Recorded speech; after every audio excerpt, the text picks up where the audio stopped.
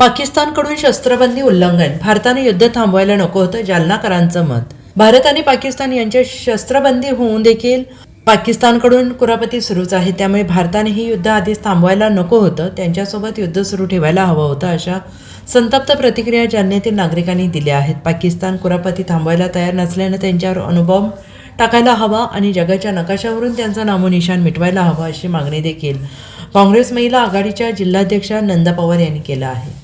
आता तर खरं म्हणायला गेलं तर पाकिस्तानवर अणुबॉम्ब टाकले गेले पाहिजे आणि ह्या भारताच्या नकाशातून त्याचं नाव निशाण मिटलं पाहिजे, अशी मोठी कारवाई केली पाहिजे। कारण की पाकिस्तान हे खूप म्हणजे एकदम नीच आणि हलकट जातीचं पाकिस्तान आहे। याला चांगल्या प्रकारे धडा शिकवला गेला पाहिजे, यांना मुळातून नष्ट झाले पाहिजे, यांचं दानापाणी बंद झालं पाहिजे, म्हणजे हे आपल्याला भारताच्या नकाशावर कुठेही दिसणार नाही। कारण की हे लोक सुधारणारे नाहीये, कारण ते कुत्ते की दुम तेडी ना तेडीच राहतीये।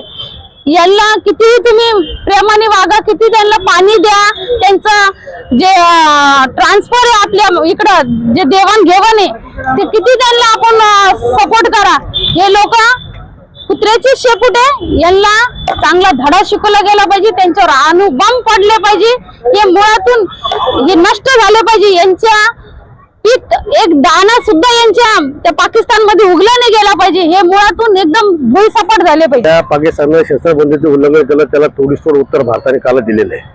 आणि राहिला विषय अमेरिकेने मध्यस्थी करायचा, तो हा संयुक्त राष्ट्राचा विषय असतो।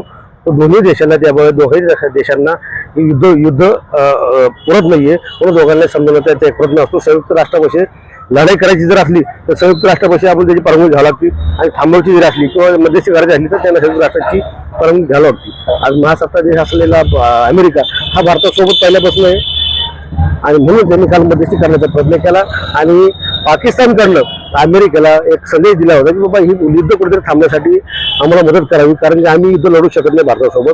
आणि कालच पाकिस्तानच्या संसदमध्ये पाकिस्तानचे जे पंतप्रधान होते त्यांनी त्या ठिकाणी त्यांच्या संसदमध्ये सांगितलं की आम्ही हे युद्ध लढू शकत नाही, पण त्या ठिकाणची काही आपण या ठिकाणी पूर्वीचं बघतो की त्या ठिकाणचे सैन्य आणि प्रशासन यांचा कधी कुठेही आजपर्यंत समन्वय आलेला नाहीये।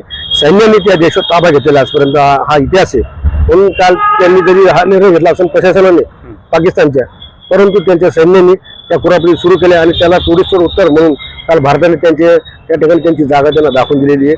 आणि पाकिस्तान हा आतंकवादी पोचण्याचा जो अड्डा आहे, म्हणून आज जे आपल्या भारत देशांनी पाकिस्तान नव्हे तर पाकिस्तानमध्ये आतंकवादी जे अड्डे होते, जे तळ होते, ते उद्ध्वस्त करण्याचं काम भारताने चोखपणे त्यांना उत्तर दिलेले, त्यांचे 9 तळ त्या ठिकाणी उडवून लावलेले।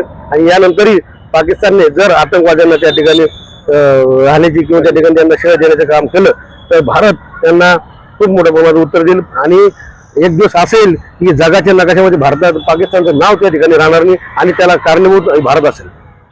Bureau report, SBN Marathi, Jalna.